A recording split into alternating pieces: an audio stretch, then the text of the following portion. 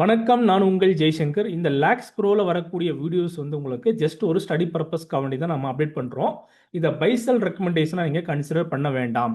So disclaimer compulsory follow பண்ணிக்கோங்க. So இப்போ என்ன அப்படின்னா, நிஃப்டி வந்து கடந்த ஒரு வாரத்தில் முன்னாடி நீங்கள் பார்த்தீங்கன்னா 25,450 அப்படிங்கிற ஒரு ஸ்ட்ராங்கான ரெசிஸ்டன்ஸ் ஜோனில் இருந்து உங்களுக்கு மார்க்கெட் கீழே இறங்க ஆரம்பிச்சது. ஏன் இந்த இடம் வந்து ஒரு ஸ்ட்ராங்கான ரெசிஸ்டன்ஸ் ஜோன் அப்படிங்கிறத நான் உங்களுக்கு எக்ஸ்பிளைன் பண்ணிடுறேன். இப்போ இந்த இடம் வந்து உங்களுக்கு செல்லர் உள்ள வந்திருக்காங்க. எங்க 25,450 அப்படிங்கிற ஜோனில் வந்து ஒரு ஸ்ட்ராங்கான ப்ராஃபிட் புக்கிங் நடந்திருக்கு. ப்ளஸ் வந்து உங்களுக்கு ஒரு ஸ்ட்ராங்கான ரெசிஸ்டன்ஸ் ஜோனாகவும் இது இருந்திருக்கு. இந்த 25,450 அப்படிங்கிற இந்த லெவல் இருக்கு இல்லைங்களா, இந்த இடம் தான் வந்து மிக முக்கியமான ஒரு ரெசிஸ்டன்ஸ் லெவல். இந்த இடம் வந்து உங்களுக்கு செல்லர் உள்ள வந்தாங்க அல்லது ப்ராஃபிட் புக்கிங் நடந்திருக்கு, ஏதோ ஒன்று சம்திங் நடந்திருக்கு. ஸோ அதுக்கப்புறம் வந்து பார்த்தீங்கன்னா உங்களுக்கு நிஃப்டி தொடர்ந்து இறங்க ஆரம்பிச்சுது. டுவோர்ட்ஸ் வந்து 25,000 உங்களுக்கு ரிவர்ஸ் திரும்ப நிறைய பேர் எதிர்பார்த்துருப்பீங்க. அங்கேயும் நமக்கு நடக்கலை. அது அகைன் வந்து என்ன ஆயிடுச்சுன்னா 24,600 வரைக்கும் கீழே இறங்கிடுச்சு இந்த மார்க்கெட். ஏன் அவ்வளோ தூரம் இறங்கிச்சுன்னு கேட்டிங்கன்னா, இதை கொஞ்சம் நம்ம அடுத்த டைம் ஃப்ரேமில் நீங்கள் பார்க்கணும், செக் பண்ணி. இப்படி நீங்கள் வச்சு பார்த்தீங்கன்னா உங்களுக்கு கிளியராக புரியுங்க பாருங்கள். ஸோ இந்த லெவலில் உங்களுக்கு ஏன் செல்லிங் வந்து ஃபார்ம் ஆச்சுங்கிறத நான் உங்களுக்கு எக்ஸ்பிளைன் பண்ணிடுறேன். இந்த இடம் இதுக்கு முன்னாடி உள்ள டேட்டாவை நீங்கள் எடுத்து பார்த்தீங்கன்னா ஒரு ஃப்ரீக்வெண்ட்டாக வந்து ஒரு மிட் பாயிண்ட்டாக வந்து நமக்கு ஆக்ட் ஆயிருக்கு. இந்த இடம் உங்களுக்கு ஒரு மிட் பாயிண்டாக தான் அது வந்து ஆக்ட் ஆயிருக்கு. இங்கே பாருங்கள், இந்த இடம் இருக்கு இல்லையா 25,450 அப்படிங்கிறது. ஸோ இந்த இடம் வந்து கண்டினியூஸாக உங்களுக்கு பாருங்கள் ஒரு ஹை டச் ஆயிருக்கு. கடந்த முறை எப்போன்னா 2024 வந்து பார்த்தீங்கன்னா இந்த லெவலில் உங்களுக்கு ஒரு ஹை வந்து ஃபார்ம் ஆயிருக்கு. மறுபடியும் இந்த இடம் சப்போர்ட் எடுத்திருக்கான். ஸோ நிறைய இடங்கள்ல இந்த பாயிண்ட் வந்து உங்களுக்கு ஒரு மிட் பாயிண்ட்டாக வந்து ஆக்ட் ஆயிருக்கு.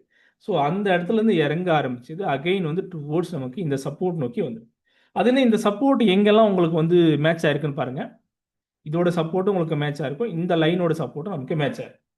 ஸோ இதுதான் இப்போ ஒருவேளை இந்த இடத்துல இருந்து உங்களுக்கு ரிவர்சல் திரும்புது அப்படின்னா இது மிக முக்கியமான ஒரு சப்போர்ட் லெவலாக நாம கன்சிடர் பண்ணிக்கலாம். அப்படி இல்லாமல் இதையும் பிரேக் பண்ணிச்சுன்னா அகைன் கூட இந்த லெவலுக்கு வரதுக்கான வாய்ப்புகள் இருக்கு. 24,500 அப்படிங்கிறது மேஜரான ஒரு சப்போர்ட் லெவலாக இருக்கு. ஒருவேளை இந்த சப்போர்ட் உடைச்சதுன்னா இப்போ இருக்கக்கூடிய லெவல்ல இருந்து ஒருவேளை கீழே இறங்கிச்சுன்னா 24,720 இருந்து ஒருவேளை கீழே இறங்கிடுச்சுன்னு சொன்னால் மேபி இந்த லெவலுக்கு வரலாம். 24,500 அந்த மேஜரான ஒரு சப்போர்ட் லெவல் இருக்கு. இல்லை அப்படி இல்லாமல் இங்கிருந்து உங்களுக்கு ரிவர்சல் திரும்புதுன்னா மேபி அது டுவோர்ட்ஸ் வந்து அடுத்தடுத்த ரெசிஸ்டன்ஸ் லெவலை நோக்கி இது போகிறதுக்கான வாய்ப்புகள் இருக்குது. தயவு செஞ்சு புரிஞ்சுக்கோங்க.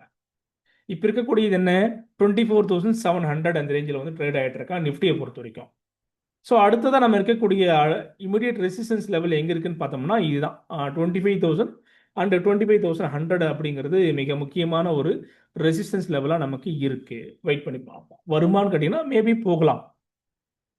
ஏன்னா இங்கிருந்து பவுன்ஸ் ஆகுதுன்னா அப்போ அடுத்தது எங்கே போகணும், அது டுவோர்ட்ஸ் வந்து நமக்கு ரெசிஸ்டன்ஸ் லெவலை நோக்கி தானே போகணும். அதுதான் இப்போ நடக்க போகுது.